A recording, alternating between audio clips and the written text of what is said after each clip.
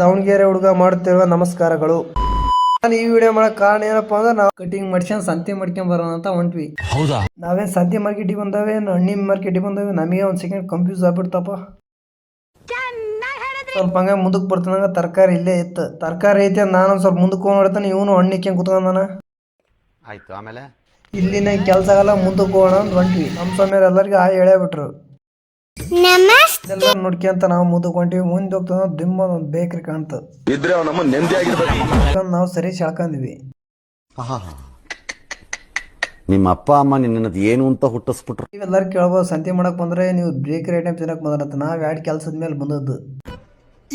ಇದು ಆಕ್ಚುಲಿ ಚೆನ್ನಾಗಿರೋ ಕಟಿಂಗ್ ಮಾಡ್ಸ್ಕೊಂಡ್ ಸಂತೆ ಮಾಡ್ಕೊಂಡ್ ಹೋಗೋಣ ಅಂತ ಬಂದಿದ್ವಿ. ಕಟಿಂಗ್ ಶಾಪ್ ಮಾಡ್ಕೊಂತ ಮುಂದಕ್ಕೆ ಹೊಂಟ್ವಿ. ನಾವು ಸ್ವಲ್ಪ ಮುಂದಕ್ಕೆ ಬರ್ತಿದ್ದಾಗ ಹೂವಿನ ಮಾರ್ಕೆಟ್ ಅದ.